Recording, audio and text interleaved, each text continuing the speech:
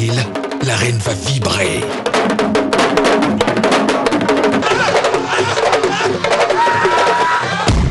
Deux champions. Deux gladiateurs. fii mooy école de lutte Balla Gaye. Balla Gaye 2.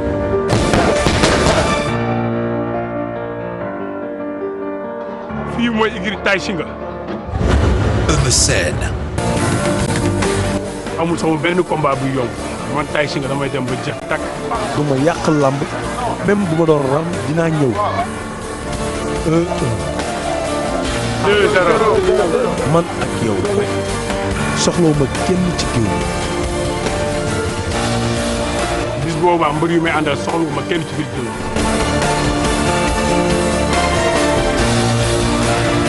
Balla Gaye 2. Eumeu Sène. Le 5 avril. Le choc de 2015. Retour sur le plateau de Yeewu Leen 8h51 mooy doog a jot ñun ñëpp a ngi fii ca fajar ba tey di leen gunge Yeewu Leen nag mooy matinal bi ñu leen jagleel yéen sénégalais yi ak fu ngeen mënti nekk yaa xam biir réew mi la wala biti réew yéen ñëpp ñu ngi leen di ndokkeel te di leen ñaanal bëccëg bu neex ci télévision Futur Média ndax nag gis nañu ni jox ngeen intérêt bu am solo lii di Yeewu Leen laata ñuy jàll ci leneen dañuy ibbi téléphone bi bu ko defee ñu jël leen kenn par kenn ñoo ko diggee woon ni tey ku xëy ñoo lay jox sa dépense.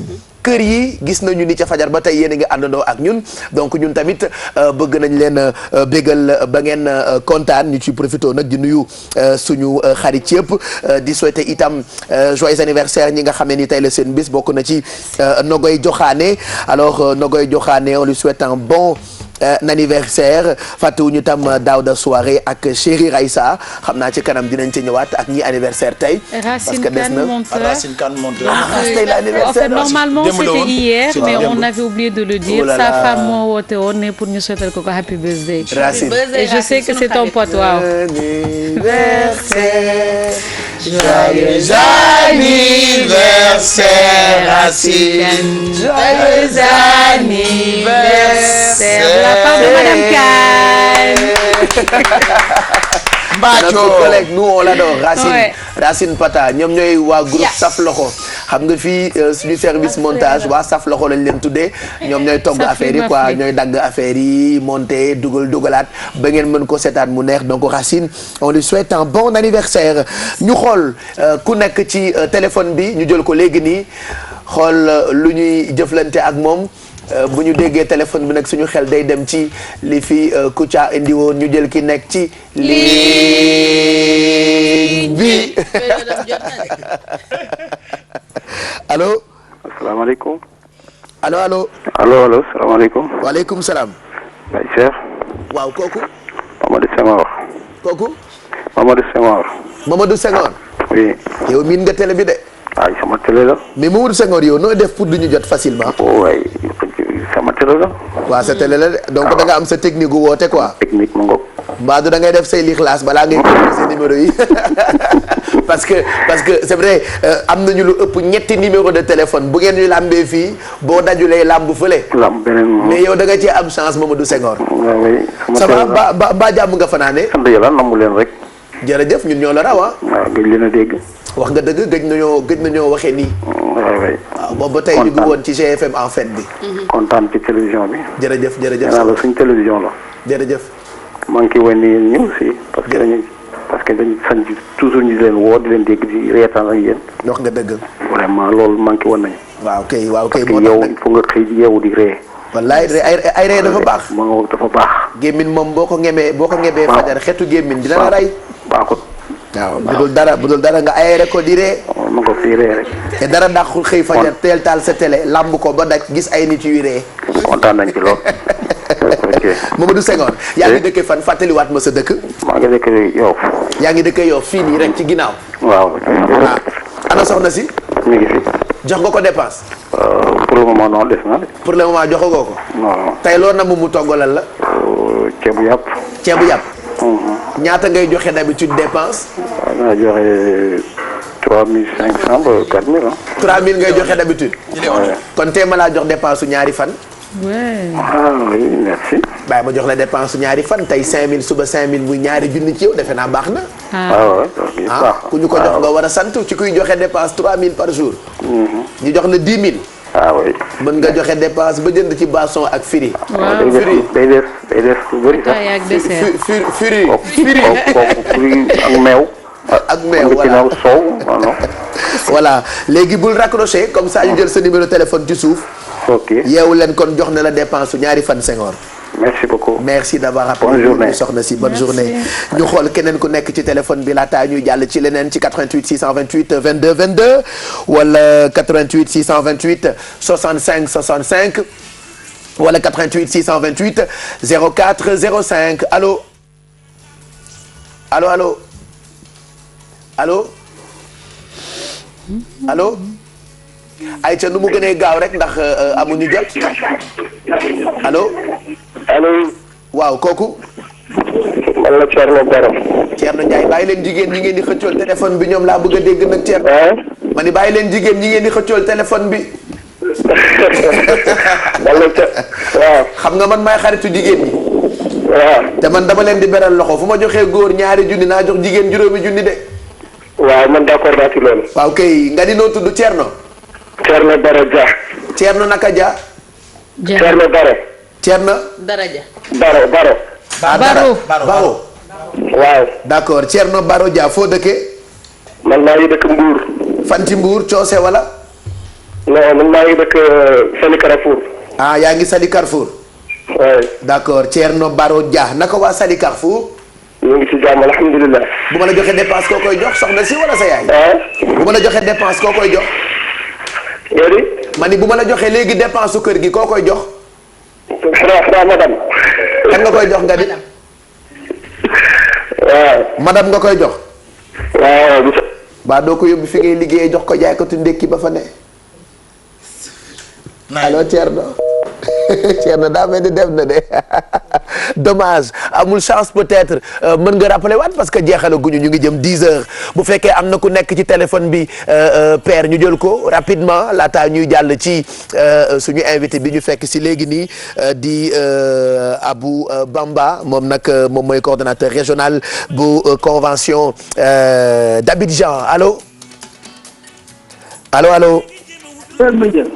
jël nañ la kay. ah noonu la de. xalaas kookan la. man la madame Nia Seynabou Diagne. Seynabou Diagne na nga def. allo madame Nia. dommage madame Nia Seynabou Diagne moom itam dafa mel ni coupé na xam naa ne téléphone bee saturé ñu ngi may wax ni standard bi xonk na cooy xam nga yenn saa yi téléphone yu bëri ba sunu bouton bi ci kaw bi ñoom Babacar yore day xonk bu fekkee mën nga rappelé waat madame Nia Seynabou ñu xool nu ñuy jëflante ak yow jigéen ñi nag saa yu ma xëyee désormais dama leen di beral loxo parce que yéenay samay xarit à 80 et quelques pour cent jigéen ñi la ñu jagleel yeewu leen bi maa tey. J'adore ça. Je sais que monsieur Abou Bamba comprendre loolu ñuy wax de est-ce que dégg nga wolof. dégguloo. non dégg nga de. amul wolof. amul wolof xamul wolof. def nga ñaata at Sénégal. Je comprends rien du tout. Vous êtes au Sénégal depuis combien de temps? Depuis 2 jours. D'accord. Il est au Sénégal depuis 2 jours. On va discuter dans quelques minutes ak moom mais en attendant ñu xool keneen ku nekk ci téléphone bi rapidement allo. allo. allo. oui kooku. Jibul. jib na de. waaw. jib na de. gis nga de. waaw ma ni jib na de noo tudd Jibul. Mariane Jibul. Mariam Jibul waaye Mariane sama yëf jib na de.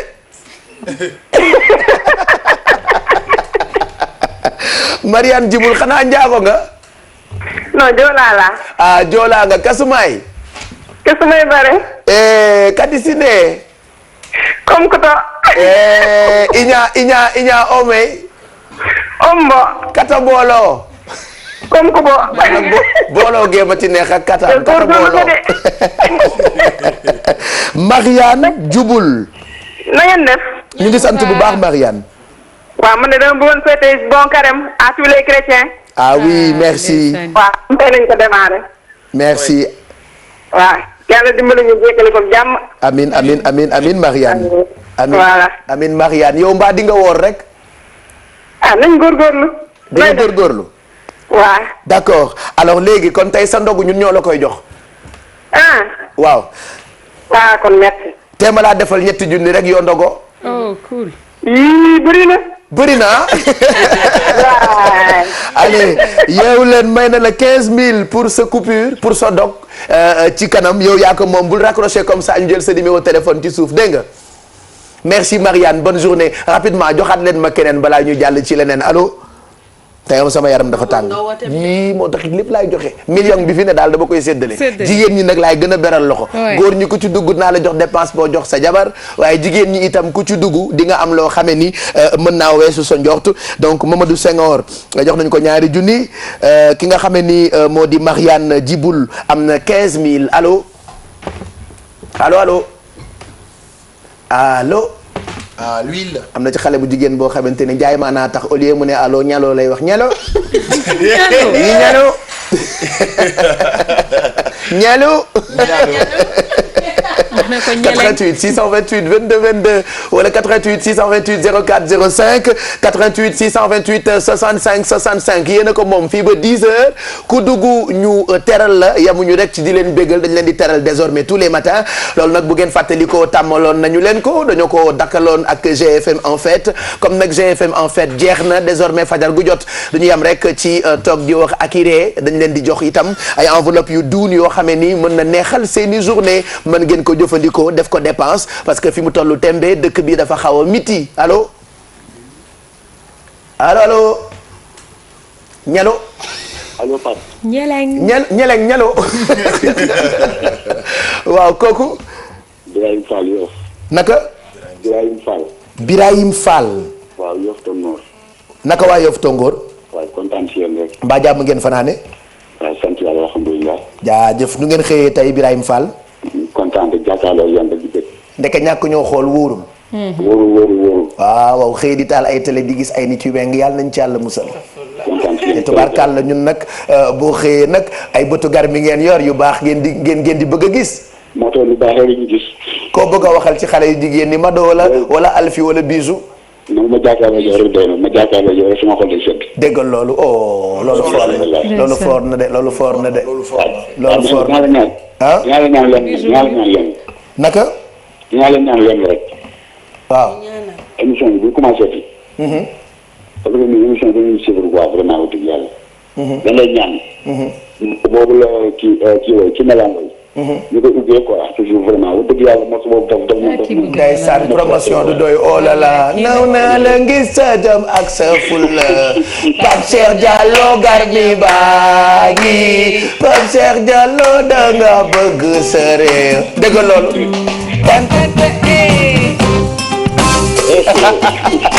lii nga bëgg fajar gi waaw y a pas le problème allez Birahim Fall waaw xam naa dóor la rek léegi bu ma la joxee dépense bi koo koy jox soxna si laa koy jox si loxo sa yaay nga koy jox non sama soxna si nga koy jox ah waaw soxna si d'habitude ñaata nga koy jox dépense 7000 lay dépensé par jour 7000 lay dépensé par jour waaw kon ma jox la dépense ñaari fan ñaari 7000 14000 la yow dafa baax na 1000 francs yi nga jënd ci guro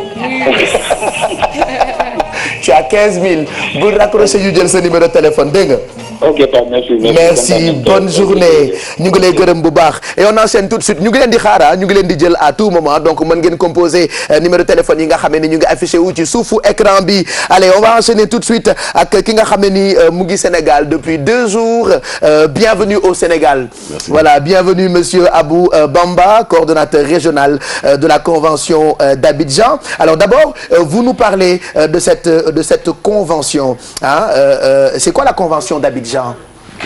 D'abord, merci de me recevoir ici. Et avant de parler, on a une tradition, une règle même, c'est de dire que tout ce que je vais dire ici n'engage à rien le programme des Nations Unies pour l'environnement pour lequel je travaille. D'accord. Donc, je suis là à titre purement personnel.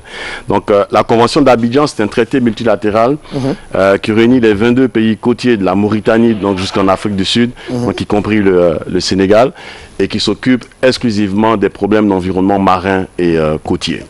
Et c'est un programme, justement, une convention gérée par le programme des Nations Unies pour l'environnement. D'accord. Dont le siège est à Abidjan, qui a été signé à Abidjan, donc convention d'Abidjan. Voilà. Alors actuellement, vous êtes en partenariat avec notre ministère de l'Environnement et du Développement durable. Vous êtes en réunion depuis hier ici au Sénégal. Pourquoi ? Nous sommes en réunion depuis hier ici au Sénégal pour élaborer un cadre de coopération, un cadre de gestion, un cadre légal pour pouvoir organiser tout ce qui est exploitation pétrolière offshore, au large des côtes des pays donc de la Convention d'Abidjan, afin de prévenir, n'est-ce pas, les risques de pollution et que tous les pays, en tout cas les 22 pays de l'Afrique de l'Ouest, centrale et australe, parlent le même langage, agissent de la même façon lorsqu'il s'agit d'exploiter ou bien d'explorer du pétrole en offshore, comme c'est le cas en ce moment au Sénégal. Alors pourquoi ce binôme pétrole-environnement ? Pétrole-environnement. Le but ici, il faut être réaliste. Ce n'est pas de choisir entre le pétrole et l'environnement. Notre mission auprès des gouvernements, auprès des pays, c'est de leur dire, vous pouvez exploiter le pétrole, mais faites de telle sorte que les autres services et les biens écosystémiques fournis par les océans demeurent. Qu'on puisse continuer à aller à la pêche, qu'on puisse profiter de la plage pour le tourisme, qu'on puisse s'en servir pour l'énergie, qu'on puisse faire de la, en anglais ça s'appelle sea farming, mais de l'élevage de poissons en mer, qu'on puisse s'en servir aussi pour l'agriculture.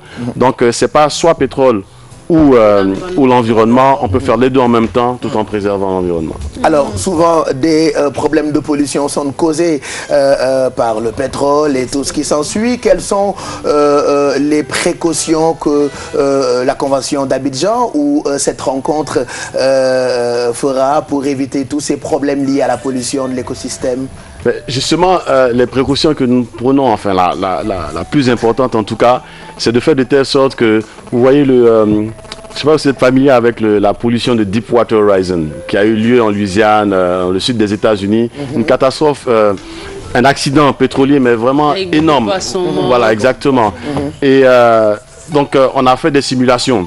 Si une catastrophe de cette ampleur-là se passait, par exemple, au Sénégal, dans n'importe quel autre pays de la façade atlantique du continent africain, aucune des économies là ne s'en relèverait. Ça veut dire quoi? Que Sali a disparu, ça veut dire que le marché de Soumbédioune aussi n'existe plus, ça veut dire qu'on ne peut plus faire de tourisme au Sénégal, alors que le tourisme, je pense, c'est la deuxième ou troisième mamelle du Sénégal. Donc, effectivement, c'est des mesures de précaution que nous prenons en amont pour éviter que ça se passe, parce que, comme je dirais, nos économies ne s'en remettraient pas. Voilà. Est-ce qu'il y a des mesures pour assurer le respect de ces précautions que vous prenez? Effectivement, il y a des mesures. Nous formons aussi les agents, les cadres du gouvernement, notamment au ministère de l'Environnement, parce que, si vous voulez, les cadres des ministères de l'Environnement ont été formés pour faire ce qu'on appelle des études d'impact sur l'environnement, mais pour des projets d'infrastructure. Aujourd'hui, on parle de pétrole, mais personne dans les ministères de l'Environnement a été formé pour étudier les conséquences environnementales des exploitations pétrolières. Il y a des arbitrages qui doivent se faire. Même n'importe quel chef d'État, entre écouter son ministre de l'Environnement et son ministre du Pétrole, naturellement, il va pencher pour le ministre du Pétrole, parce que ça génère des ressources, parce que nos pays sont pauvres et tout ça.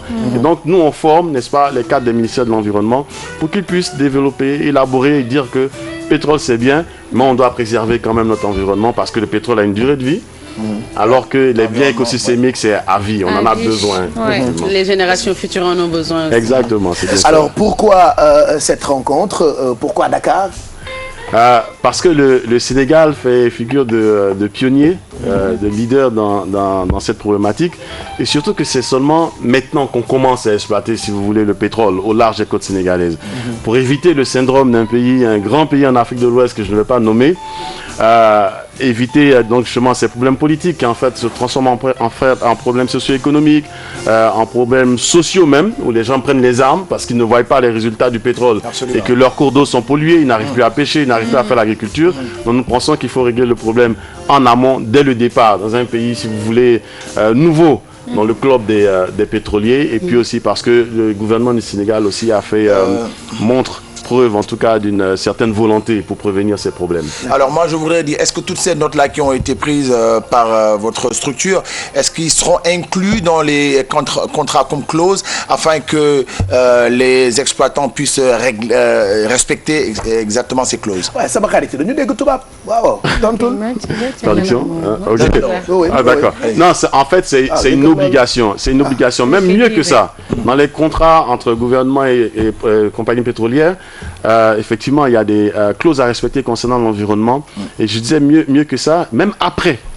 Je dis, vous devez mettre de l'argent de côté. Le gouvernement fait obligation aux compagnies pétrolières de mettre un fonds à disposition pour que même après la fin de l'exploitation pétrolière, si jamais un problème environnemental survient, il y a des ressources. Parce que le producteur, enfin l'exploitant serait parti en Australie, en Chine, je ne sais pas. Absolument. Et nous, on reste ici avec nos problèmes à résoudre.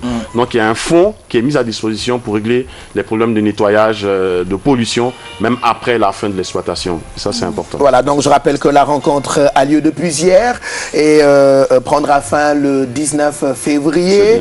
Alors, des conclusions seront prises certainement concernant surtout cette lutte contre la pollution avec cette économie bleue. Et voilà, qu'est-ce qui est prévu lors de ces rencontres? Effectivement, vous avez touché un mot important, l'économie bleue. Les pays africains n'ont pas encore pris la pleine mesure du potentiel de développement économique basé sur l'exploitation durable des ressources environnementales, ressources naturelles des océans. C'est pour ça qu'on appelle ça économie bleue.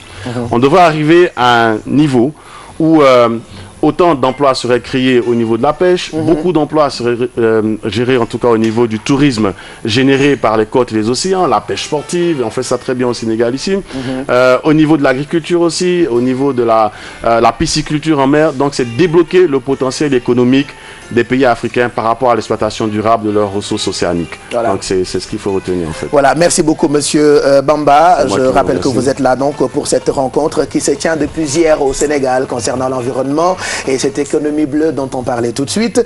Alors on sera de la partie, n'est-ce pas? Et puis yéen di ngeen ko mën a gis parce que ñoom li ñuy waxtaane am na solo. J'explique un peu en wolof cette rencontre qui se tient depuis hier. Donc ñu ngi jëm ci wàllu exploitation beeg pétrole beeg li mu mën a yàq ci wàllu environnement ak ndox meeg jéeri ji nga xam ne ñun dañoo bëri ay nappkat. Donc ñoom borom xam-xam yi bu ñu ñëwee bay def seen i rencontre dafay tax ñu gën a mën a am ay jàppandal ci géej gi ak li koy yàq souvent ci wàllu pollution.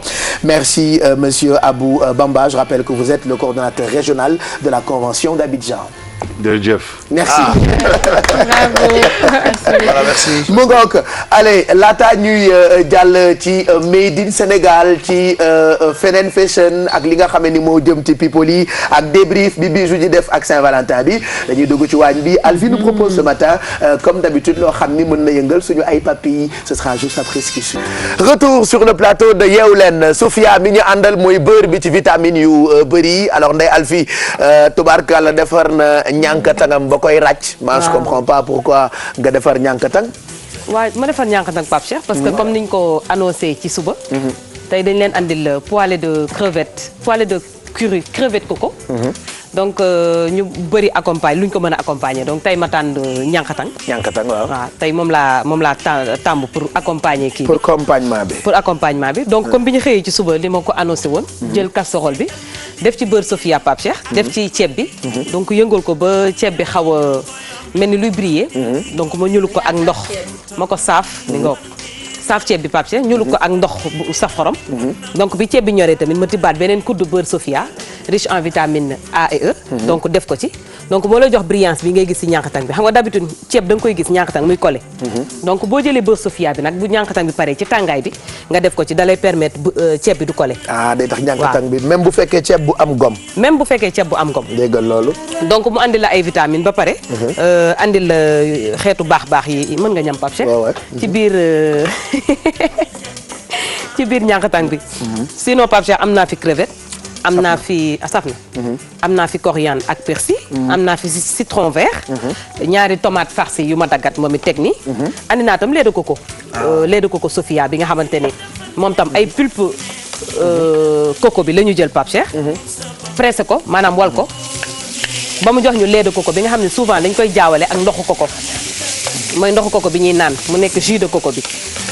bokkul ba tey ak lait de coco bi donc lait de coco Sofia moom laay ñulugee crevette curry coco bi ma dagg sama jonge super doré ginnaaw bi ma defee soble bi ak laaj bi ci biir poêle bi donc sànni ci crevette yi dagg sama jonge super doré donc def ci biir may crevette yi ñu retourner 2 jàpp 3 minutes ci biir poêle bi avant ñu ciy def suñu ay tomate farci donc bu ñu defee tomate farci ba pare ñu liggéey ko ak lait de coco Sofia bi ñuy gis ni donc moom laa koy ñu liggéey donc mën nañu jël tomate bi def ko directement ci biir poêle bi mu nekk ay recettes yoo xamante ni c'est facile à préparer changer ci lu ñuy lekk tout le temps parce que en moins de 30 minutes même pas 15 minutes nga togg ko parce que crevette soxlawul muy ñor lu bëri 2 minutes rek doy na donc suñu rosé tomate bi jël nag curry bi nga xamante ne mooy épice bi ñuy def ci biir mu parfumé ko jóge Inde Pape Cheikh donc lii presque cuisine indienne lañ koy mën a woy parce que ñoom si ñoom la jóge et puis gis nga togg yu am épices yi dafay changer goût yi ñuy faral di am man barki démb lekk naa kër Kani Gueye maa ngi koy nuyu bu baax Kani Gueye Papa Gueye xaar soupe boo xamante ni d'habitude xet bi may xeeñ ci yeneen soupe yi bokkul ak soupe boobu elle m'a dit que ay épices yu naar yi la ci def et xet bi dafay neex c'est bien parfumé donc bii dañ ci def gingembre def ci curry bi nga xamante ni Inde lay jóge Pape Cheikh ñoom dañ koy consommer donc curry dafa nekk épice boo xam ne soo ko xasee ba def ci lekk rek day jël appellation togg bi moo tax ñuy wax curry crevette coco curry crevette coco waaw d'accord donc temps bi ngay waa ba vas-y baal ma wax dama bëri wax de donc persil bi ak coriandre bi je tape ma bouche qu'elle arrête de parler persil bi ak coriandre bi Pape Cheikh dañuy bàyyi ba sauce bi pare maanaam dañ ko ciy def bu yëpp ñoree parce que herbe aromatique yi en général waruñu di ko togg ñu ko war a consommer bu yëpp ñoree ba pare donc damay jël sama lait de coco Sofia Pape Cheikh ñu liggéey ko sama crevette donc idée yu nit ñi mën a utiliser ay lait de coco la parce que ça change un peu dina changer goût yi ngay wax effectivement waaw dina changer goût yi ñuy lait est très riche en minéraux donc dañ koy ñulug ni bàyyi ko muy bax yi Pape Cheikh le temps que tomates yi crevettes yi di ñor ma daggat sama coriandre pressé ci tuuti citron pour mu andi tuuti goût acidité waaw le temps que ngay yeggale may àggali quoi waaw déjà Pierre da Silva mi ñuy jaay tubaab na ça c'est sucre salé loo ci xam bu paree rek mu ñam bu paree ñu yóbbu ko mu ñam quoi bañ ko indee yeewu leen ba tey daal moom daf ñoo est-ce que bëggul ñam moo tax non ça c'est sucre salé hein kan moo la wax sucre salé ah déjà yow nga war a wooroo waaw Pierre day wooru gàlle bu jógee këram day tàggoo ñu dafa woor mais bu ñëwee pour réaliser yeewu leen bu ñu ndekkee mu ndekki bu ñu naanee café mu naan café bu ñu lekkee crevette mu lekk crevette fexeel ba lekk yàpp àjjuma rek di nga am problème allez juste vous rappeler tamit que ñu ngi àndandoo ak Post One nag fi mu tollu tembe dañu bëgg ngeen gën a profito ci li mu jagleel ay clientam fi mu tollu tembe fu ngeen mënti dem mën ngeen fa fekk Post One fépp foo xam ne dañu fay yónnee wala ñu fay jot xaalis Post One a nga fa ba noppi itam moo gën a moins cher yi fi gën a moins cher ci wàllu yónnee wala jot xaalis chaque jour ma fàttali leen ko alors Post One mi ñu àndal mu ngi leen di souhaiter une très bonne journée non seulement bureau de poste bu ngeen dem mën ngeen fa fekk Post One waaye bu ngeen demee itam ci bërëb yooyu ma tudd léegi nga xam ne ñu ngi ci koñ bu ne bu ngeen nee dama bëgg a yónnee xaalis mais Post One laa ko bëgg a jaarale immédiatement dafay gaaw ba noppi ñi ngeen di yónnee xaalis yi du ñu am problème yi ñuy faral di am ak ñeneen ñi parce que souvent nga dem ñu yónnee la xaalis nga war ko récupérer nga dem mu am problème mu réseau donc ñu ngi leen di xelal ngeen dem fi nga xamee ni moo di Post One pour ngeen jot xaalis yi ñu leen di yónnee. ñu jël leen tam ci téléphone bi ci 88 628 22 22 wala 88 628 65 65 ñu xool ku nekk ci ligne bi parce que xam naa ne ca fajar ba tey yéen a ngi woote mais yeewu leen jeexul dawul chaque jour nii la ñu koy defee di ngeen seetaan di ngeen bégee te dañuy boole ñaar je le rappelle encore utile ak agréable yi leen di bégal ak yi leen di jëriñ ngeen di découvrir ay mbir yoo xamante ni souvent du ngeen xam sax ndax am na fii ci Sénégal ñu xool ku nekk ci téléphone bi bu ko defee ñu jox ko dépense am allo allo oui kooku Souleymane Camara ju loo de maa ngi fi. waaye Camara yi lee. Camara naka affaire yi. ça va Pape Cheikh. mbokki fan. mbokk Wakaam. naka waa Wakaam. ñu ngi fi. fooy wootee Ripo wala Toglu. xam nga ni miin naa Wakaam de. waaw cité avion. Ripo wala Toglu en cité avion. d'accord naka waa cité avion. ñu ngi fi. mbaa yéen a ngi ci jàmm rek. ñu ngi ci jàmm soosu. noo yeewoo tey Camara. ça va bien. jàmm rek ah. ok ba nga yeewoo ndekki nga. non wax dëgg yàlla ba léegi ndekki gu. lu tax. man du ma teel a ndekki. mais ndekki dafa baax de xam nga ñun du ñu koy def fii Sénégal lu bëri. añ la ñu gën a farataal mais nutritionniste bi fi ñëwoon keroog nee na. ndekki bu am valeur dafa baax ci journée doomu aadama.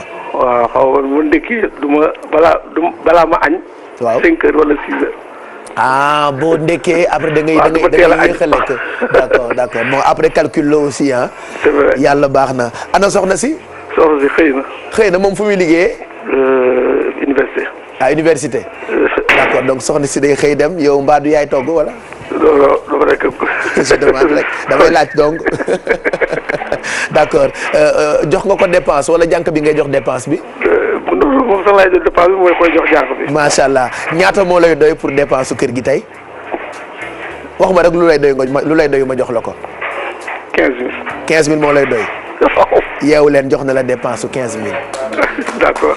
bul raccrocher comme ça ñu jël sa numéro téléphone nga mën a récupérer xaalis bi dégg nga. ok merci bonne journée Souleymane. allez merci à toi pareil. voilà allez na am ñeneen ñu wootee comme ça ñu jox leen ci yu baax yi dépense su kër yi ñun ñoo ko res lii ma yore livre la da ngeen foog ni man du ma lire tubaab yi ma làkk Bamba léegi déggu leen ko xala damay lire de livre bi mu ngi tudd Amour cruel beauté coupable. maa ngi ko découvrir il y a ëpp na 1 an bi ma découvrir livre bi alors comme man dama paresseux et je sais que ñu paresseux comme man souvent présentation wu livre bi rek la ñuy lire lu livre bi di wax après tegee ko ne le fu ñu commentaire ci livre bi ñu dugal ci seen làmmiñ genre ils ont lu tout le livre donc man depuis leur livre liiru ma ko et je fais partie de nit yi ko njëkk a am ki ko bind mu ngi tudd Rabia elle nous a rejoint. Elle n'a jamais voulu parler de son livre à la télé. Elle voulait juste faire le livre, parler de cette histoire assez cruelle bi ngeen mën a fekk ci livre bi. Mais depuis un moment, elle s'est dit il faut que mu ñëw pour wax ci pour gërëm sénégalais yi parce que bu doon ci dëkk yu mag yi la ñu nekk ba tey livre bi dafay nekk li ñu tuddee best-seller. parce que noonu la ñuy sargalee bindkatu livre yi donc elle est là ce matin pour nous parler de ce livre mais aussi wax ñu ci nga xamante ni moo ngi ci bonjour Rabia. bonjour Pape Cheikh. na nga def. maa ngi fi mbay yaa ngi ci jàmm. maa ngi sant yàlla. gis ngeen ni mu rafetee sama xarit bi en plus sama xarit la. ah ouais c'est ses yeux ah tu as vu elle a de beaux yeux ah. ah bien bi. donc livre bi Amour cruel beauté coupable amateuru littérature xam nañu livre bi parce que ëpp na 1 an bi mu génnee ak léegi nii. mais pourquoi vouloir remercier les Sénégalais. en fait livre bi bu mu génnee. vraiment dama ci am ay retour yu bari yu baax. donc en fait c'est un livre qui transcende les générations. mag yi mën nañ ko lire di ci gis seen bopp parce que bon problème de conflit de génération lay indi. donc parents yi ñu bari dañ ko lire gis ci seen bopp. xale yi tamit lire ko gis ci seen bopp. donc après dama am pour man chance la parce que. Après ñu bëri dañu je veux dire j'ai reçu beaucoup de retours de mails de jeunes filles qui avaient lu qui avaient beaucoup apprécié. Il y en a même une ndeysaan du ma ko bës a fàtte elle m'avait fait un message elle mu ngi doon jàng Saint-Michel l'année dernière. mu yónnee ma benn message nee na dafa lire livre bi mu lire ko récréation guddi bi mujj bi nee na mënul nelaw affaire bi di ko jooyloo parce que dafa xalaat. dafa dem ba dugg ci livre bi daal. voilà elle a vraiment vécu intensément donc loolu yëpp bu mu amee ma ne bon voilà man ak yow yàgg nañ ci waxtaan ak yooyu. Puis l'occasion s'est présentée je me suis dit que dinaa ñëw. pour wax si. voilà alors histoire bi pour ñu ko xamul pourquoi on fait l'entretien en wolof même si littérature la ñuy wax dañu bëgg sénégalais yi nga xam ne yéen a ngi seetaan ngeen xam yu bëri ci fi am ci wàllu lecture par exemple parce que livre mu ngi place am ba tey et que di dem di lire dafay yokk xam-xam yokk sa possibilité gën a dégg tubaab mais en même temps dañu lay raconter ay histoires yoo xamante ni boo dee lire livre bi c'est comme si da ngay nekk ci biir pour ñëwaat un peu ci histoire bi nga nettali ñu ko rek ci tënk. en fait histoire bi day wax ci waxu benn xale bu jigéen mu tudd Iman. donc Iman dafa am ay parents yi nga xamante ne ñoom ils sont de l'ancienne vieille école lañ koy woowee. mooy mag yi nga xamante ne seen yar vraiment dafa strict. mu dëkk ci koñ bi nga xamante ne dafa bokk ak ay xale yi nga xam ne ñoom seen parents yi strict ñu noonu. muy dem di génn di gis. mais xamul woon ne que parents yi li ñuy nekk di ko tëj waajur yi li ñuy nekk di ko tëj dañu bëggoon di ko defar. di ko protéger. bu mu demee nag ba bëgg génn xamal boppam parce que dañ ko doon tëj mu dem ba lijjanti ay moyens comme fii ñu bëri lu ñuy def di fàq di def yooyu noonu. xam nga dañu xale voilà. léegi bu mu demee ba génn bu mu génnee mu bëgg xam nga rek affaire jeune fille bëgg nga yaa ngi lire ay Harlequin yaa ngi seetaan ay telenovelas bëgg nga xam lan mooy amour. mu dem nag ak ay copines am bëgg dugg ci dëkk bi. jéem a xam donc mu xamanteeg benn xale bu góor bu tudd Karim. xale bu góor bi bonul mais xale dëkk bi la boy town comme on dit. gonek Dakar voilà donc mu dem ba mu am benn histoire bi nga xamante ne intense na trop. ñu dem ba ci biir mu am daal ay problème xale bu góor bi réglé wul ku jigéen ki moom tamit elle croit en l'amour moom vie de amour à l'eau de rose yooyu. xam nga rek yooyu la bëggoon dund. léegi bu mu demee ba ci biir nag elle a àdduna yar ko daal. elle s'est fait violer dans la rue. et xale bu góor bi aussi dem bëgg ko takk ñu dem ba ci biir comme lu xew lu bari ci àdduna bi da ngeen di nekk lu yàgg kenn du xam sa morom yow yaay kan ñu dem ba ci biir bi ko Karim bëggee takk ñu rendre compte mu rend papaam ne ko yow xam kii ñun ñoo bokk koñ mais xamuloo ko duñ suñu ay nawle ay géwél lañu mais malheureusement man dama bëggoon wane ne que comme ni roman yu bari ñi nga xam ne ñun man je me dis que tout le temps roman yi ñun bi ñu nekkee jeune dañu doon nax parce que da ngay lire li nga xamante ne tous les séparent mais à la fin dañuy se retrouvent mais malheureusement comme ce qui se passe dans la vraie vie à la fin ils se retrouvent pas ku nekk dafa dem def sa yoonu bopp c'est triste mais elle a quand même trouvé beneen yoon bi nga xamante ne ça baax na ci moom épanouir na ko góor koy aussi moom tamit trouvé na yoonam voilà mais c'est malheureux mais c'est ça la vraie vie soo koy lire avant c'est une belle histoire d'amour boo xamante ne début bi day métti ñu séparé wu et à la fin les gens se retrouvent et ça te fait rêver mais parfois c'est vrai que ça fait du bien de nekk ci biir réalité et ça ne nous rend pas service parce que ñun dañ koy lire yaakaar ne que loolu mooy vrai àdduna léegi nag nga dem ba ci biir xam ne que bon la vie c'est pas comme dans les films c'est pas comme dans les et que parallèlement li nga bind ci livre bi daanaka loolu la ñuy dund da ngay gis léegi waajur yi dañuy yar bu baax ci biir kër yi ñu tuddee leen comme li ñu wax léegi la vieille école mais teewul xale yi léegi mbedd bi moo leen di yàq du bokk ak liñ leen di yaree moo tax souvent bu xale xawee def mbon tem ñu ne yaruñu ko bu baax fekk parents yi ñu ngi yar sax ci biir kër yi lu ci ëpp mais bu ñu génnee ci école bi ci mbedd bi et tout ça et c'est un peu histoire boobu la ñuy mën a lire ci livre bi di Amour cruel beauté coupable un livre qui est toujours disponible. Ouais, c'est toujours disponible à la librairie en fait librairie éditeur bi la L'Harmattan. donc foofu la disponible bi nekk Point E ak bi nekk ci VDN bi ak bi nekk Almadies. voilà c'est aussi disponible sur internet. donc bu ñu tapé turu livre bi rek ci Google dina génn. voilà wala sama tur. j'espère que duñu ko lire ba pare di jooy.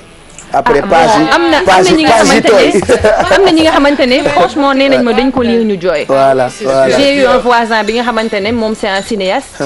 nee na ma man maa tax mu continuer livre bi. parce que moom da doon voyager di dem Chine. nee na bu mu liree ba ci étape ba ci kiiwu viol bi rek nee na dafa tëj livre bi. parce que dafa mer. non mais nee na après il a pensé à moi et tout après nag mu continuer livre mais forcément dina am lu mu def ci nit ki. absolument bon voilà ça moi ça m'a quand même fait plaisir parce que sama xol laa bindee. parce que je voulais quand même sensibiliser le public sur un certain nombre de choses. comme que atteindre naa objectif boobu rek. donc voilà alhamdulilah. donc le prochain pare naa ko presque. waaw c'est pare naa ko depuis presque 2 ans mais affaire bind inspiration la laaj. donc man nu may bindee du ma forcer sama bopp. su ma am mën naa toog 6 mois tëj livre bi bu ma amee inspiration rek def di baat bind. donc ça va parler de beaucoup de choses beaucoup plus. xam nga livre bu nekk ak niveau bu mu lay fekk. donc livre bi bi ma koy bind dafa nekk fekk ma gën a nekk jeune. donc là entre temps je me suis mariée j'ai eu des enfants donc am na yeneen problématiques yi nga xamante ne maa ngi koy dund wala maa koy gis donc livre bi ça va parler plutôt de polygamie. Ce sera beaucoup plus mature en quelque sorte. Ouais, beaucoup plus profond, beaucoup plus philosophique. Ça parlera de polygamie, de pauvreté et surtout du vrai sens du bonheur. Parce qu'on va se rendre compte que ce n'est pas l'argent qui va faire le bonheur. Parce qu'elle sera pauvre, elle sera malheureuse, elle sera riche, elle sera malheureuse. Et voilà, c'est vraiment un mélange de beaucoup de choses, Inch'Allah. Voilà. Mais pourquoi ngay bind toujours des histoires tristes? Ce ne sont pas des histoires tristes. Mais c'est la réalité. Voilà. Exactement. En fait, ce que je remarque très rapidement, moi, d'habitude, les romanciers, dañuy bind ay romans yoo xamante ne ça ne nous parle pas. Mais bii ça nous parle parce que ça parle. En fait, ça nous fait plus rêver. Alors que bii c'est entrer dans les réalités. Mais est-ce que yéen a ngi pare aussi tamit continuité bi, c'est-à-dire que boo leen jógee ci roman bi ngeen dem seet ay un grand cinéaste jox ko mu mën ko. mu def ko film voilà. Est-ce que yéen a ngi ciy xalaat. Bon, en ce moment je suis en train de. Donc Brad Pitt, je suis en train de chercher un producteur. Et voilà, et un réalisateur pour. Productrice mi ngi nii. Voilà. Vous la réalisatrice. Donc pour adapter en fait le roman. Donc voilà, c'est vraiment ce que je veux. Mais malheureusement, au Sénégal, le livre est en train de mourir, disons. Mais ça c'est un peu partout. Moo tax on en parle. Moo tax on en parle nii. Oui, mais bon, après il y a quand même des lecteurs qui ne vont jamais quitter. Voilà, parce que le livre c'est une passion. Quand tu commences à lire dès le bas âge, tu ne peux plus t'arrêter. C'est loolu moo ma may chance parce que je lisais beaucoup. Mais malheureusement loolu amatul. Léegi nag comment on peut faire aussi, c'est comme Ex il a dit, essayer d'adapter jéem ko def au cinéma. Mais quand même on demande aux parents d'acheter des livres pour seen ay doom parce que lire ci xaleel ci nga koy gën a mën a tàmm et dafa am solo. Il y en a même qui demandent est-ce qu'il y a un numéro de téléphone qu'il faudra donner pour acheter le livre directement, je sais pas trop. Il y a un numéro de téléphone où mën nga réserver livre bi. Ouais, il y a pas de souci. Voilà. Donc le numéro c'est le 77 649 11 23. 77 649 11 23. 11 23. Ouais. Merci Rabia. Merci Pape amour cruel, beauté coupable. li ñuy def léegi rek mooy jàll nag ci Made in Sénégal parce que ñun Sénégal la ñu saf lépp lu fi am rek dañu koy wone. C'est la seule émission où on parle de tout et de rien. Nous parlons de tout lépp la ñuy wax amuñu frontière dañuy émission ba faw ba jéggi frontière yi. ku ko tekki dof. Made in Sénégal teinturier yi nga seeti. waaw tey ñoom laa seeti Pape Cheikh alors pourquoi parce que tout simplement nekk na benn métier bi nga xamante ne cosaanawul Sénégal. parce que boo waxee teinture da ngay xel dem ci Mali parce que maliens ñoo ko gën a exploité. d'autant plus que ñoom it dañ ko jëlee ci benn dëkk mais liñ ci gën a soxor rek moom mooy dañu bëgg mu bañ a yem ci grand boubou rek. ñu koy defar ay chemise am na di ko def aussi ay t-shirt ay nappe de table et cetera loolu lañ bëgg. sa chemise bi batik la mais yàgg na daaw lañ ñu ko mayoon am naa ci. comme quoi dafa am valeur c'est-à-dire boo ko fóotee sax du yàqu. mais moom laay wax c'est-à-dire que aujourd'hui consommation locale bu nga xamante ne moom la ñu bëgg Sénégalais yi impliqué Sénégalais yi c'est tout simplement vrai parce que y a la qualité ba pare y a la finition aussi et c'est fait par des Sénégalais donc kii ñu dem seeti benn jeune malien la bu nekk fi Sénégal di ci yëngu donc moom nag day former aussi ay élèves sénégalais parce que tout simplement il a jugé nécessaire de former beaucoup de Sénégalais dans ce métier qui malheureusement ñu bëri xamuñu ko donc dañuy seetaan reportage bi bu ñu dellu see ñu yaatal. Ayca.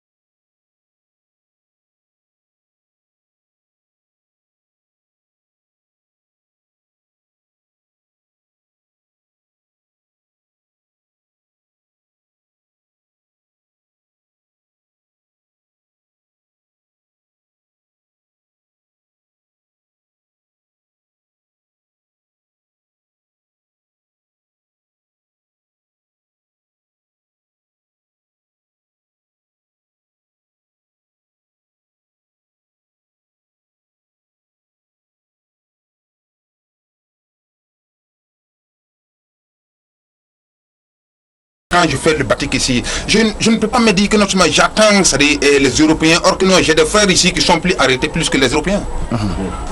Non, moi je parle des Sénégalais d'abord. D'accord. Moi je m'adresse à les Sénégalais d'abord. Et je suis dans leurs mains. C'est l'atelier, c'est leur fils, c'est leur petit-fils qui devraient avoir. Après nous, on partira. On ne peut pas partir avec ces savoirs comme ça. Non, il faut que on le vide dans certaines têtes. Et ces certaines têtes-là, ce sont les new générations.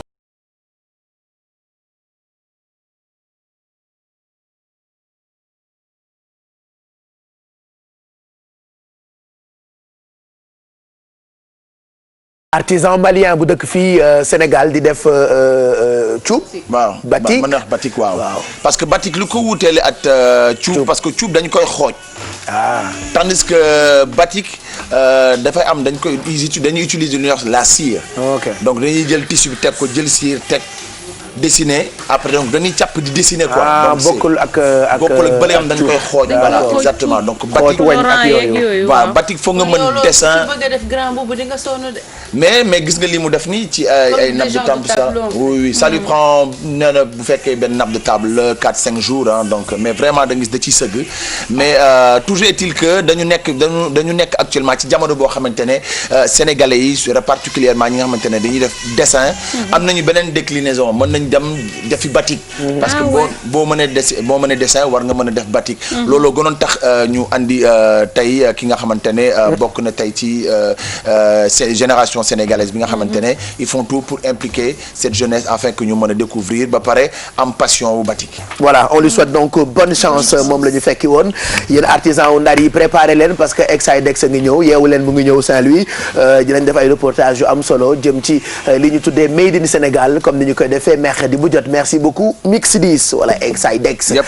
laataa ñuy wax ci ñi xewal fan yi surtout ak jigéen ñi gis naa ay xeetu pochette yoo xam ne ni yi tamala nuróol yi boyetu almet am na ci yu ci mel ni kopp gis naa yu ci mel ni kaas gis naa ci yoo xamante ni comme kóoni j'ai rien compris lu tax mode mel ni am na yu ron yu ma jox kóoni Mado am na yu mu indi am na yu ma jox pamplemousse am na yu mel ni globe donc yii yëpp dafa xew fan la jógee ak lu tax ñu xewal ko on en parle dans quelques minutes en attendant ñu xool ku nekk ci téléphone bi depuis ce matin ñu ngi leen di jox ay enveloppe yoo xam ne nii mën na leen jëriñ mën na nekk sax dépense donc dépense yi ñun ñoo ko res ñu xool keneen ku nekk ci téléphone yi ci 88 628 65 65 allo oh là là kooku dem na ñu ngi koy xëccoo mais appelé un par un ngeen def ko nu mu gënee gaaw ndax li des pour ñu jeexal yeewu leen bi tey bëreetul ñu ngi jëm 10 heures et 10 heures léegi mu jot allo. waaw sang bi naa def waay. ñu ngi sant bu baax kooku. Cheikh Abdou Diaby Touba. Cheikh Abdou Diagne. Diaby Touba. Jaaji wala Diagne. Diaby. ah Diaby. Diaby Gassama Cheikh Abdou Diaby na nga doxalee. sant suñu Touba wér-wér. macha allah foo dëkkee ci Touba. maa ngi dëkk Touba Héliport. Touba Héliport. Héliport. ah héliport ci héliport bi. waaw naka foofu mbaa yeewu ngeen ci jàmm rek. waaw yeewu nañ ci jàmm. macha allah Diaby du ngeen xëyee tey. xëy di sant suñu Touba rek di waajal. macha allah ñàkk ko sant day wóor yow mi koy sant it ñu ngi lay gërëm. yaa ngi ko waaw xam nga man doomam jëy sama wifi xam nga ni xale yi xewal fan yi wifi mu leen di jox internet bi. wax nga dëgg man doomam ji Serigne Falloy sama wifi. man suñu bas mooy sama wifi suñu bas Abdou Khadir. macha allah mbaa jàmm ngeen fanaane rek. waaw jàmm bu baax a baax. macha allah na ngeen def nag. waaw sant bu baax a baax. macha allah Diaby naka héliport ba foofu ca Touba. waaw mi ngi neex nag. ana soxna si. soxna si xëy na. soxna si wala soxna yi. non dikkagul nag. yaa ngi ree de soxna si wala soxna yi. non. d'accord boo xëyee ñaata ngay joxe dépense ca kër ga. man xam naa wax rek maa ngi joxe dépense quoi non maa ngi joxe dépense quoi mais ñaari kër laa yor quoi. ñaari kër yi ñu fa dëkke. bi mère bi kii bi quoi soxna bi. d'accord da nga mel ni man de sama yaay sama aawo. waaw nga dégg. waaw loolu baax na léegi benn kër laa mën a jox dépasse. waa kay xel rek. waa kay Diaby léegi ñaata ngay joxe ci benn kër bi. non benn kër bi yaa xool loo ci joxe rek yow. déet yaa may wax loo joxe rek ma jox la li nga bëgg. benn bi joxe naa ko ba pare. benn bi joxe nga ko ba pare. waaw. beneen bi ñaata nga fay joxe te joxe goo ko. beneen bi yaay xool loo fay joxe rek. yow ñaata nga fay joxe rek. jàmm non kon joxeel 20 000 ba 15 000. ma jox la 20 000 ba 15 000. waaw parce que saa yoo xëyee 20 000 nga fay joxe. ok. waaw 20 000 nga fay joxe. oui. waatal ci barke Serigne Touba ni saa yoo xëyee 15 000 nga joxe dépense. non du ma joxe 15 000. man mii kanfoori kankan bi. du ma joxe 15 000 dinaa joxe le 3 000 quoi. waaw kay ay 3 000 ngay joxe. 3 000 waaw 3 000 ngay joxe raisonnable na kon ñu jox la ñaata. non xoolal la ma jox. ma xool lu ma la jox 1000 sax baax na. waaw léegi nga ni ñaata sax baax na. 1000 sax baax na mujj ngaa wàññi. d'accord léegi kon yeewu leen tey ñu laa jox ñetti rek ñetti junni. baax na ñett baax na. baax na. jar na sant bay pooj de. waaw sant kay bay pooj waaw émission bi nag vraiment nice na quoi. jërëjëf. kay affaire bu sérieux yàlla na ci yàlla gën a jàpp bu baax. barke Serigne Bamba amiin. musal leen ci saytaane bu wér rek. jërëjëf amiin. kay jërëjëf waay jërëjëf. bul ko recette sa Alice comme ça ñu jël sa numéro téléphone léegi nii mën la yónnee ñetti junni yi dégg nga merci beaucoup et bonne journée. ñu ngi nuyu suñu mbokk yooyu nekk ca Touba nag suñu dëkk la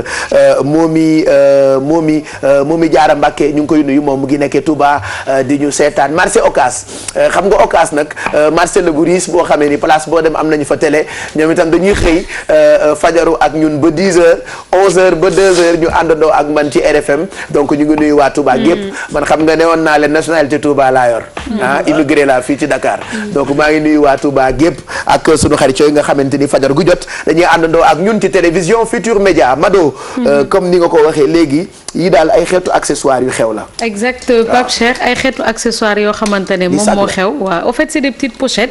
mais pochettes yoo xamante ne ça sert juste à accessoriser maanaam suñu sañse. xam nga bu njëkk dañ doon jël ay collier gàddu sac bu mag et tout comme yëf yi dafay évoluer genre ay trucs et astuces la yoo xamante ne nit bu sañsee def sa petite robe bu noire nga jël ko rek accessoriser ko donc tu vois c'est une robe noire nga def ko ci sa loxo d'habitude dañ koy tuddee aussi les minaudières c'est très simple.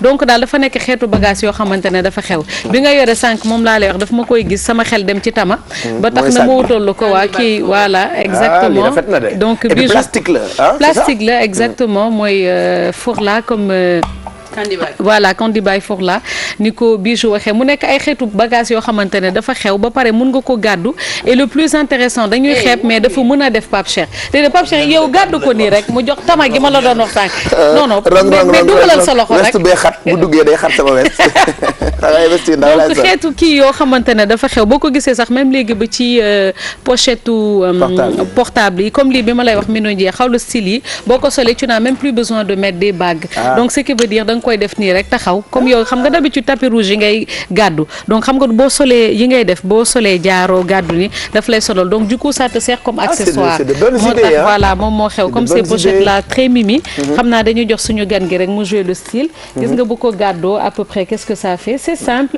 ça fait fun et c'est décoratif maanaam comme style accessoire la c'est très simple dafa mel ni butéelu parfum donc ay concept la yoo xamante ne dafa xew yaa ça yaa le style que bijou a ay bagages la yoo xamante ne daal dafa xew doo taxaw nag wane sa saag yow tamit nag ni mu la jàppee mais par contre c'est des bonnes idées c'est des bons plans qu'on a voulu montrer comme ça man j'ai adoré le petit ballon global comme ni nga ko waxee jàpp nii dem ci tapis rouge Pape Cheikh naan ko waa Pape ça va gis nga rek comme ni nga def boo defee sa ay veste yu baax bañ la laajee nga ne gàtt xel rek dajale jël sa ay couleurs yu bari ñu nit yore suñu ay pochette defanteeg yéen ci tapis yi comme da ngeen def ba mu baax mais y a autre chose par contre Pape Cheikh ne woon naa la ko sànq on a voulu se rappeler un peu notre enfance yow yaa ngi naan que da nga doon def Lat Joor ñeneen def ay déguisement yoo xamante ne yu bare dañ ko doon def ba tax na nag dañuy ànd ak Pape Samba mu wan ñu nag yenn xale yoo xamante ne ñoom dañuy déguisé wu mu fàttali ñu tuuti suñu enfance ngeen seet nag yéen ban moo leen ci dàqal waaye gis naa déguisement ba gis bu président voilà ce que les enfants ont fait hier ci mardi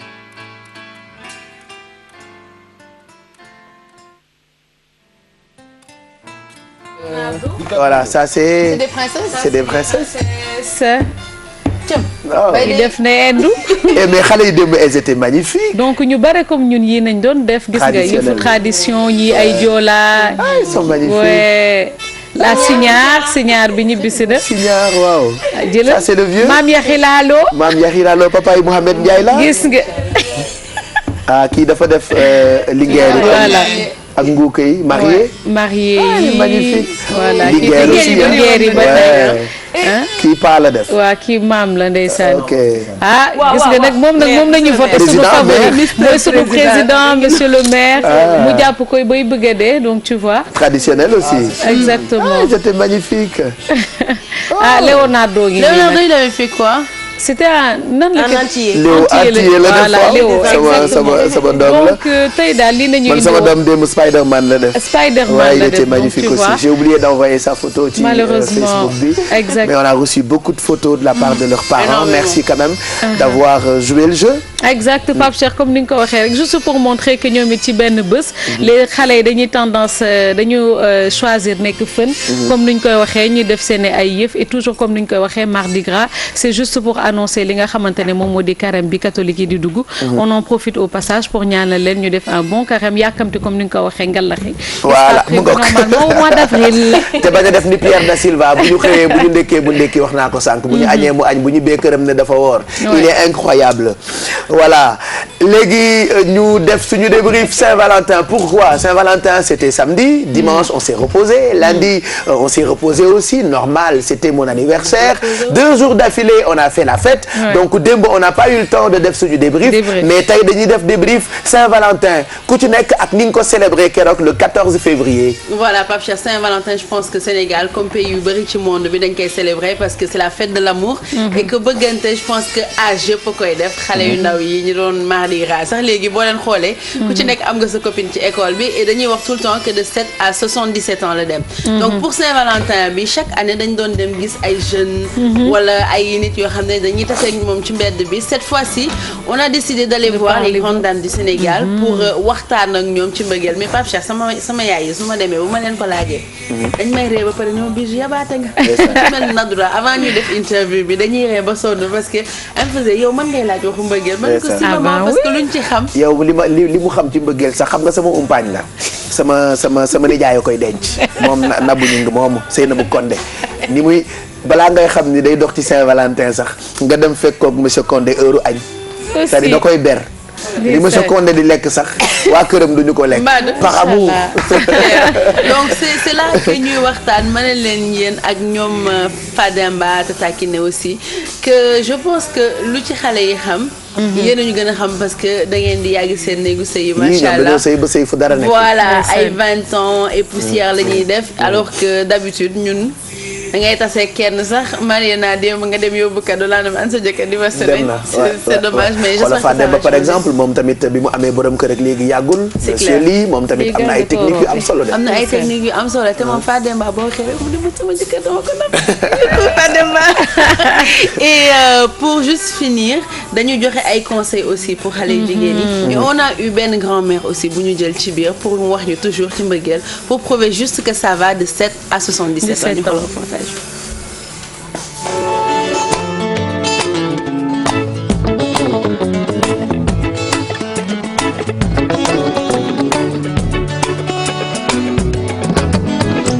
ku ne langal ak sa waay bu neexee du metti mbëggeel noonu la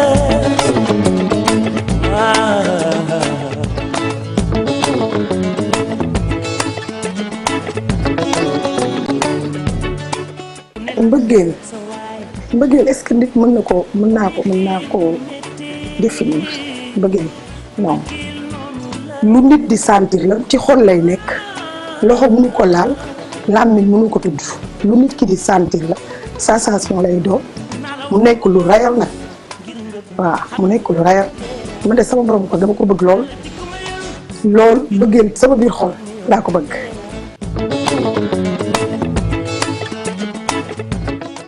su la waxee nab naa ne ko waaw bëgg su la waxee sëy ne ko waaw boo ko bëggulee ne ko léegi waaw waaye yéen léegi jamono yi yéen xaalis ngeen di topp ñun duñu topp xaalis bëggal bëgg ko rek ci yàlla ak yonent suñu si yàlla defee mu am ngeen amaale ko waaye yéen léegi di ngeen bëgg jëkkër bu am moom ngeen bëgg ko amul bëgg leen mbëggeel mooy ki nga bëgg mu bëgg la mbëggeelu doom ak yaay am na mbëggeelu jëkkër ak jabar am na mbëggeelu man ak yow ma bëgg la nga bëgg ma am na dafa bëri façon effectivement. mbëggeel de dafa war a sincère loolu nag moo jafe jamono ji ndax léegi mbëggeelu xale yi ak mbëggeel bu bees bi xew dafa soppi jamono ji dafa soppeeku daal de trop ñun sunu tànk sunu xësee ba joxe sunu xol c'est éternel.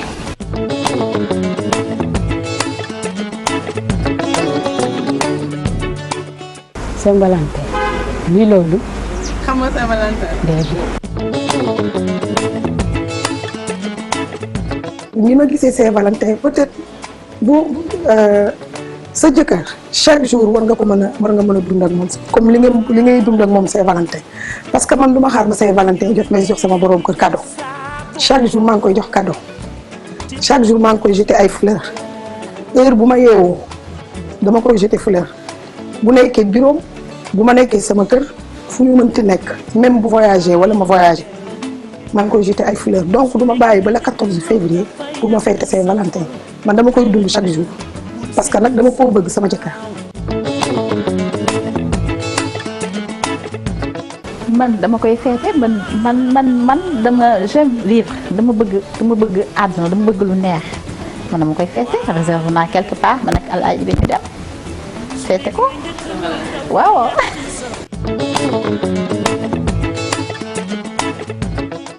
chaque jour que Dieu fait sur les 360 jours de l'année rek dañ ko war a feete waaw ndax soo xasee ba jox sa xol nit rek amatul répit waaw da ngay daw si waaw di seet lu ko neex nga koy def di seet fu mu la dëj nga toog fa waaw doon tamit une femme au foyer parce que doon commerçante warul tax aussi nga dëkk si mbedd mi soo demee liggéey ba ñëw da nga war a toog sa kër gérer sa kër gérer sa borom kër gérer say doom.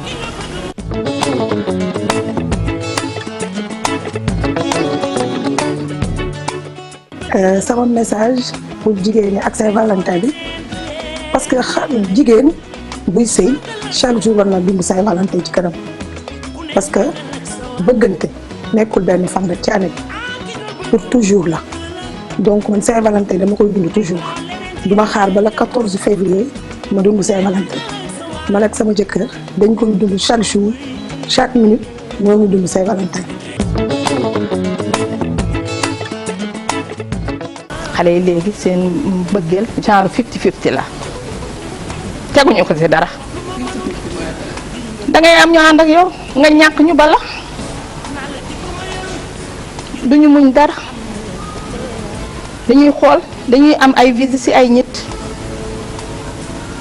au lieu ñu ànd ak ki ñu war a àndal màggandoog moom suqali moom dañuy xool kenn visé ka xool naa jabaram ñee naa jabaram xool naa ko am na kër gu rafet am na villa ah kii de directeur de société la wala ministre la kooku nag laay def sama visée pour sëy ak moom soo si duggee aussi du dem day dox pour quelque temps rek mais su demee ba réalité fi nga xam ne da nga war a muñ du fa am parce que su la def joxatul nga dem bakkan parce que amul mbëggeel amul benn mbëggeel.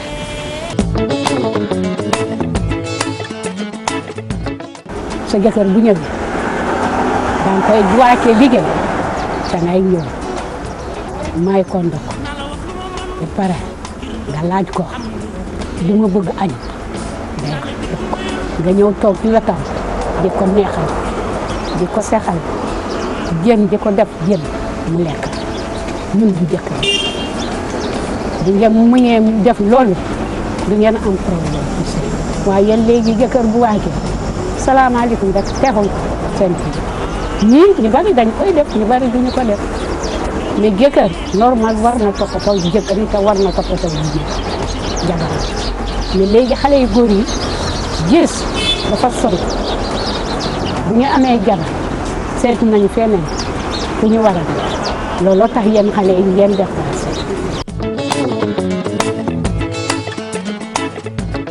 message bi mooy ku nekk na nga xool ki nga xamante ne moom la yàlla boole yéen a ngi sëy nga bëgg ko mu bëgg la nga jëndi cadeau bu rafet wala nga invité ko restaurant wala nga togg sa reer bu neex joxe sa table ba mu baax def ba mu baax loolu rek la.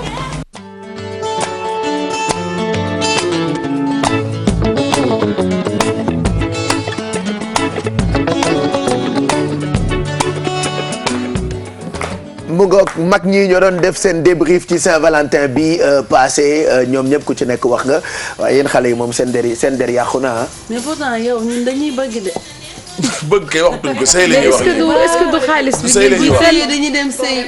oui suñu maam nga ni. maam ay comme référence. waaw boo jaaxlee nga dem seeti mag. ñu waxtaan laaj ko moo tax ñuy faral di wax naan sëyu xale yi mag ñi ñoo ci dañu war a jël mag yi comme référence boo amul référence da ngay réer. c'est vrai que voilà Saint-Valentin bi passé na mais on a trouvé opportun quand même tey ñu def suñu débrief ak ñi nga xamee ni tase woon nañu ak ñoom ci semaine bi ñu doon wax ci fête boobu donc ñu ngi gërëm Kiné. voilà Tata Kiné Nadoura Fademba et puis suñu maam Koli bi ñu gisoon ci mbedd bi aussi. di leen remercier bu baax ci seen disponibilité. et puis ak conseils yi ñu jox. je pense que buñ ko dégloo mën nañoo jëriñ quoi. mais dañuy bëgg nag. mu ngoog acte bu mujj ci yeewu leen revue de presse bi la Mamadou Mohamed Ndiaye lañ ci àndal fajar gu jot ñun ñu ngi studio 1 waaye dañu koy fekki studio 14 foofee nag ma nga fa taxaw rek di xaar ne cop Mahmoud. Mamadou Mohamed Ndiaye. na nga doxale. ba jàmm nga fanaane. waaw sant yàlla rek di góorgóorlu. waaw noonu la sant mu ñëw mooy toog fu léegi wax ju bëri. doo bàyyi xulli bi. loolu la nekkee ni. ma ne ko muñ de mooy non du ma wax yow. loolu kat nga fi nekkee nag Mouhamed.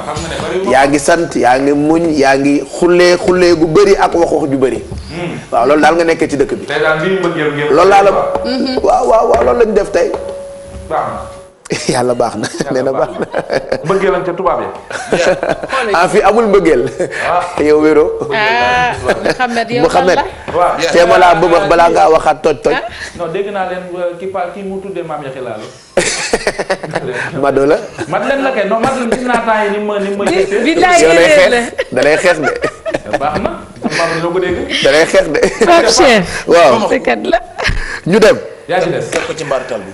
jërë ngeen jëf. duñ ci yàgg tey daanaka yéen a kaay yëpp ñoo bokk lu ñu xëy mu di Karim Wade mi am leen ak yoon ak démb cour répression enrichissement illicite njiit la ak li nga xamante ne ji wax na ko jëmee ci li mu bëgg ñu tëj ko Karim Wade ñu door ci laas mi xëy dikk ak ñun ci titre am laas xëy ñu xamal ne kon lu aju ci ki nga xamante ne ji moom moo di Karim Wade ak ni nga xam ne loolee la atekat bi bëgg ñu daal di ko koy tëj mu di réquisition bu procureur spécial njiital cour répression enrichissement illicite juróom-ñaari ati kaso ngir Karim Wade laa sa wax loolee beneen yéen a kaay bu ci dellu si waat bokk na ci journal bi nga xamante ne ji moom moo di Sud Quotidien xëy ñu xamal ne lu aju ci mbirum Karim Wade ak ni nga xamante ne ji noo nekkoon la ñu koy doxalee yéen kaay bi nañu enrichissement illicite di teranga ju lewu la ñu koy toppee juróom-ñaari ati kaso moom la njiital ko répression enrichissement illicite sàkku ngir ñu tëj ko ki nga xamante ne ji moo di Karim Wade ñu seeti beneen journal mu di enquête moom it xëy nañu xamal ne lu aju ci li nga xamante ne ji moo di Karim Wade ak li ñu koy toppee di teranga ju lewul ak ni nga xamante ne ji kon noo ne la yëf yi demee journal bi di enquête xëy nañu xamal ne kon moom Karim Wade ak lu soxal ab atem juróom-ñaari ati kaso bu ñu moytul moom moo ko ca nar a fekk enquête moom moo wax loolee réew mi quotidien moom it dellu si waat waaye daf ñu xamal ne lu aju ci mbirum Karim Wade réew mi quotidien mooy wax loolee nee nañ lu aju ci mbirum Karim Wade ak li nga xamante ne ji mooy juróom-ñaari ati kaso yi koy yoot article 34 bu ñu ko jëfee ci kawam du yam foofee ne bari na yoo xamante ne ji kon mën na ko yàqule ci moomi la mbir témoin moom it daal di ciy dellu si waat ci Karim Wade ak li koy topp ak i ñooñam ak li nga xamante ne ji loolee le parquet spécial di sàkku mu di juróom-ñaari ati kaso ak 250 milliards yoo xamante ne ji dañ ko koy alamaan li kaddu yu maître Yirim Thiam la mi ngi bokk ci avocat Karim Wade yi ak avocat yu nguurug Sénégal nee na loolu sax sedd na li muy Sénégal tax mais bu doon réew mu mel comme Chine dañuy taxawal Karim Wade dóor ko ba du fetal yëfee yam fa ñu xëy yam ci xët mu njëkk Le Quotidien mu xëy ci ak titre bu doy waar ni mu ko baaxoo moom journal bii di Le Quotidien lii la wax un certain temps pour Karim Wade da ko lëkkaleeg mandat njiitu réew mi naan juróom-ñaari at laak yooyee en tout cas Karim daal bu ñu moytul dana am mandat juróom-ñaari at ca kaso ba procureur moo bëgg loolee ak 250 milliards amende ñi nga xamante ne ji ñoom la ñu jàppandoo Karim Wade lañ procureur sàkku ñu tëj leen ko mi ngi tàmbalee ci ñeenti at jàpp fukki ati kaso populaire nañu buñ ko waxee noonee du leer populaire moom xëy na ko càmbar ci anam yu leer moom journal bi nee na lu aju ci li nga xamante ne ji moom moo di yëf yeeg ni mu demee juróom-benni ati kaso le procureur bëgg ñu tëj ko Bibo Bourgi ak Pape Mamadou Pouye ñeenti at ñu tëj ko Alaaji Mbaye Ndiaye Asecna Alioune Samba Dias ak Pierre ak Boba fukki at ñu tëj ko Vieux Aïdara ki nga xamante ne ji moo di nday mbili ji nag di Karim Wade yéen a kaay bi nañu procureur juróom-ñaari ati kaso la sàkku boole ceeki droit civique ak droit civil yi nga xam ne am na ko ñu daal di ko koy xañ Walfadjri nañu moom li mu gis moo di Karim Wade ak li ñu koy toppee bu dee am na mbir la moo xamante ne ji kon xeeñul neex li mu gis ne moo yoot Karim Wade dalul am xel Walfadjri moo wax loolee observateur nañu li koy yoot dëgg nag bu ñu bëggee xam mooy Karim Wade présidentielle yi 2017 yi bu ñu yaakaar mu doon ca candidat bu dee tëj nañu ko juróom-ñaari ati kaso yi Karim Wade du mën a doon candidat lu mu am ne droit civique ak civil yëpp daf koy perte loolee observateur moo ko wax direct info moom it gis ne daal moom Karim Wade ak bokkam ci présidentielle yi 2017 yi tàmbali na taq suuf ci xët mu njëkk grand place ay kaddu yu bawoo ci maître Yirim Thiam mi ngi bokk ci avocat yu nguurug Sénégal ma wax lii nee na Karim doon président tey du ko doon ëllëg démb la wax loolee feneen fu mu waxaat moo di ci xët mu njëkk populaire Yirim Thiam wax na fa waaye kii di Antoine Diome it wax na fa nee na gisul Karim Wade fan la war a mën a jaar ba kenn du ko tëj moom moo wax lii nee na gisul Karim Wade fan la bara mën a jaar ba kenn du ko tëj ñu tëj populaire dem ci Le Soleil tijji ko ak kaddu yu bawoo ci njiitu réewum Sénégal mu di président Macky Sall ci rentrée académie des sciences yéen kaay bi nañu sàkku na ci jàngalekat yi ñu méngale système éducatif bi ak it réewum Sénégal ak ni muy doxee ci wàllu koom ma dox wutali observateur jeexalee fa ak li nga xamante ne ji moo dal promoteur bii di Pala Mbeng yéen kaay bi nañu moom borom Lébugu production tëggal na boppam combat boo xam ne dana ca wéet du ca sponsor du ca gis amateur du ca gis CNG tribunal correctionnel bu Ndakaaru ay mbiram lay xëyee tey jii moom Pala Mbeng borom Lébugu production ndax seen nas ndaw benn daam bu tudd Aïssatou Ndiaye 40 ans la am jëkkër am ay doom moo doon liggéey ak Pala Mbeng secrétaire am la woon soxna si liggéeyal na Pala Mbeng fukki at waaye la ko taxaleeg moom moo di dafa dem plainte ko ci yoon ndax nee na Pala Mbeng da ko doon harcelé soxna sax yamu ca ndax nee na benn bés sama bureau la dugg ubbi braquette bi may ma raay joxañ bi loole nag moo ko metti dafa dem daal ba jéggi dayoo mais Pala Mbeng li mu wax moo di loolee ndaw si wax yëpp daanaka dara du ci dëgg Pape. jërëjëf Mamadou Mouhamed Ndiaye xam naa ne buñ la téyee nga gën a yaatal te bëgguñu loolu dañ lay bàyyi rek nga dem bu ko defee sunu mbokk yi mën a xoolaat replay revue de presse bi ci suñu site bi gfm.sn rajo bi ca kanam ak ci yeneen jotaayu xibaar yoo xam ne ni rédaction bi lañ ci àndal d'ailleurs rédaction bi pare nañu pour jox leen journal bi léegi nii Faty Dia ngi taxaw moo ñu koy présenté ci français Rabia ñu ngi lay gërëm bu baax ci ni nga ñëwee seet suñu pour présenter ñu sa livre bi mu ngoog mu ngi disponible ba tey joxe nga numéro téléphone bi nga xam ne ni mën nañ ko amee mu ngi tudd Amour cruel beauté coupable am leen habitude di lire parce que defe naa baax na surtout xale yi donc waajur yi ñu ngi leen di wax rek ngeen jëndal seen doom yi ay livres comme ça ñu am habitude di lire merci Rabia. merci Pape Cheikh. voilà Mado vendredi bu soobee yàlla. présenté ko togg alfi bi dama bëgg ñam. waaw naa ko présenté léegi. naa ko présenté léegi. à vendredi inchallah. ok ndeysaan naa ko présenté léegi Diaw. jaaween la lekk. ok allez ex. waaw àllarba bu soobee yàlla. inchallah ñu ngi ciy nuyu bu baax Mame Cheikh. waaw kay moo lay ñawal ba keroog may sango suuf Mame Cheikh. bisu ba ëllëg bu soobee yàlla. à demain chouchou. waaw kay jërëjëf Ndeye Alfi. kay servir ñu. xaw ma ku ñuy simi maag ma man damaa xiif. Pape moom tey moom waaw tey nangul. mu ngoog ñu ngi leen di gërëm bu baax Pape Samba Thiam Khadija Dafé Didi la wala Biba. bu ma woowati fajar fii amul yooyu ay 5 heures du matin la ma woo allo Fatol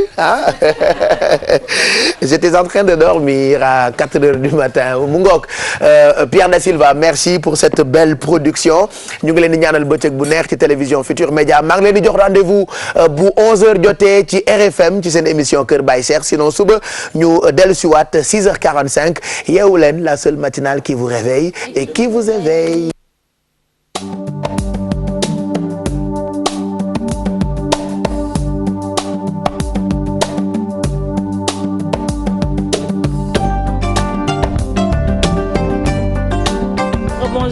À toutes et à tous, le système éducatif paralysé, le SAES, syndicat autonome des enseignants du supérieur, en grève de 72 heures.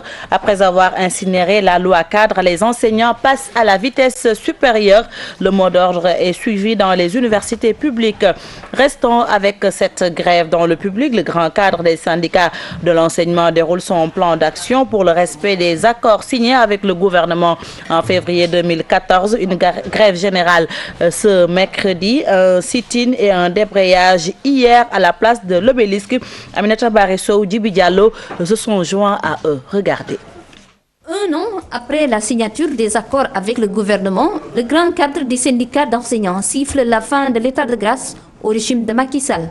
Ce sitting à la place de l'Obélisque, premier pas de leur plan d'action. Les enseignants ont décidé donc de déterrer la hache de guerre pour aller à l'assaut de ce gouvernement irrespectueux du droit des enseignants. Observer une grève totale et dans les perspectives, nous devons tailler bavette avec le SAES pour en réalité aller dans le sens de pouvoir réussir au Sénégal des journées écoles et universités mortes. Les mêmes revendications reviennent à la charge et pas question pour le grand cadre de revenir sur des acquis. Il n'est pas acceptable que les enseignants continuent à s'acquitter correctement de leurs tâches quotidiennes et permanentes de formation et d'éducation de l'élite de ce pays et que le gouvernement se rende coupable de sabotage de leur plan de carrière et donc de violation de leur droit à un développement socio-professionnel décent.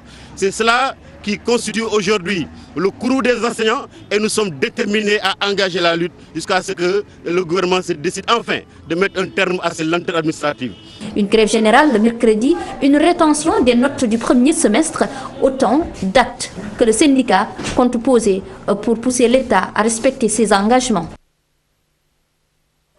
Aminata Mbaresso, merci. Réquisitoire du parquet spécial, 7 ans de prison pour Karim Wade, 250 milliards de non-francs d'amende et interdiction totale des droits civiques, 6 ans de prison également requis pour certains co-accusés, 10 ans et 4 ans pour d'autres. Ce mercredi, c'est à la défense d'assurer la plaidoirie. Récit à Diatala.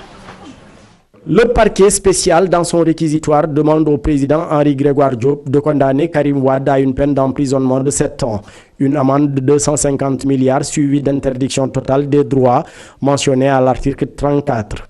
Mamadou Pouye Bibo Bourgi, le parquet requiert 6 ans d'emprisonnement ferme et 250 milliards en plus de l'interdiction des droits mentionnés à l'article 34. Karim Abou Khalil, Vieux Aïdara, Mbalo Thiam, Evelyne Rioux, tous des fugitifs. Le ministère public demande 10 ans de prison et la confirmation du mandat d'arrêt. Quant à Alioune Samba Diassé, Mbaye Ndiaye et Pierre Agboba, le procureur spécial Cheikh Tidiane Mara a requis 4 ans de prison pour les co-accusés de Karim Wade et la confiscation des biens de tous les prévenus a été requis par le ministère public. Les avocats de la partie civile ont évalué à 250 milliards le préjudice matériel et 200 milliards le préjudice moral. Ils demandent la condamnation solidaire à l'exécution provisoire de la requête selon Maître Moussa Félix Sow. Maître Yerim Thiam et Maître William Bourdon du barreau de Paris vont plus loin en disant que les réquisitions doivent être sévères parce que Karim Wade, Mamadou Pouye, Bibo Bourgi, entre autres prévenus, sont des criminels.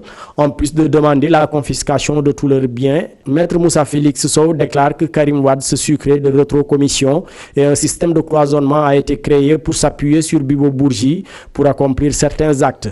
Dans ce procès, Maître Yerim Thiam martèle que l'État est en train de poursuivre des fripouilles. Il ajoute que le procès est un procès du non et de la bonne gouvernance pour que de tels actes ne se reproduisent plus. Le parquet qui a pris la parole en dernier a dénoncé l'attitude des avocats de la défense qui refusent de plaider tout en se confondant au public, s'adressant nommément à Maître Ciré Clédor Ly, assis sur un siège réservé au public. Revenant sur le procès, selon Antoine Diome, le substitut du procureur, c'est une véritable machine qui a été mise en branle dans la constitution des sociétés telles qu'AHS, ABS Corporate et Dahalia, entre autres. Il l'assimile à une entreprise criminelle d'enrichissement caractérisée par des déclarations incohérentes, des documents irréguliers et de preuves à foison entre les témoignages, les rapports des experts et les mails. Ce mercredi des cendres débute le carême, période de prière et de pénitence pour les fidèles. L'abbé Gérard Diène revient sur le sens du carême. Ses propos sont recueillis par notre confrère Pape Farah Ning à la caméra Adama Gueye. Temps consacré à préparer la fête de Pâques. Je peux dire que pendant cette période de 40 jours, toute l'Église rentre en retraite, rentre en elle-même pour préparer ce jour. Toute l'Église fait silence, toute l'Église prend les dispositions utiles pour préparer cet événement. Le premier jalon, c'est la prière.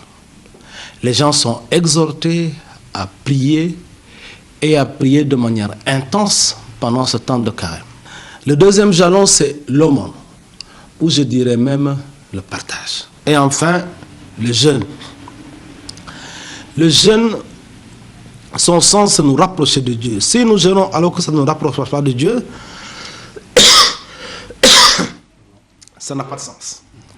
Carême toujours, les fidèles sont prêts pour 40 jours de jeûne. Ils comptent partager ces moments et aider les démunis.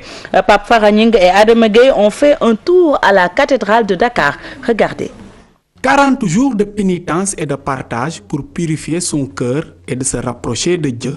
Le carême se prépare activement à la cathédrale de Dakar. Le carême est pour moi une occasion qui m'a été offerte par la grâce de Dieu pour me permettre de me convertir, n'est-ce pas, de me lancer dans le droit chemin. Beaucoup prier et beaucoup agir, surtout en faveur des plus défavorisés. C'est un moment de partage, de réconciliation, surtout de changer les cœurs.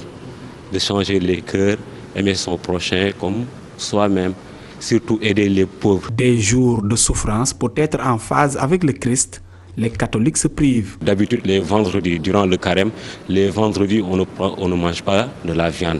Le premier jour de carême, qui est le mercredi des cendres aussi, on ne mange pas de la viande.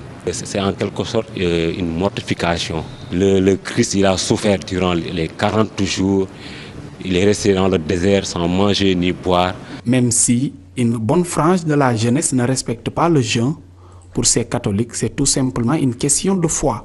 Au Sénégal, nos jeunes chrétiens ils n'ont pas l'habitude de jeûner par rapport aux musulmans. Il y a des gens qui choisissent leur jour de jeûne. Il y en a qui jeûnent le mercredi et le vendredi. sama doom yi yëpp chaque année bu nekk ak sama jabar yëpp dama leen wax il faut ñu woor ñi jaam Yàlla. Le carême, 40 jours bénis, des moments de prière et de partage, une occasion pour les fidèles catholiques de prier pour la paix sociale au Sénégal. Pape Faraning, merci. Saint temps de carême à toute la communauté catholique, plus particulièrement aux fidèles du groupe Futur Média Basket. Pour finir cette édition, merci de votre fidélité. Prochain rendez-vous d'information à 13h avec Ngone Ngom pour le journal en Wolof. Très bonne journée à toutes et à tous. Au revoir.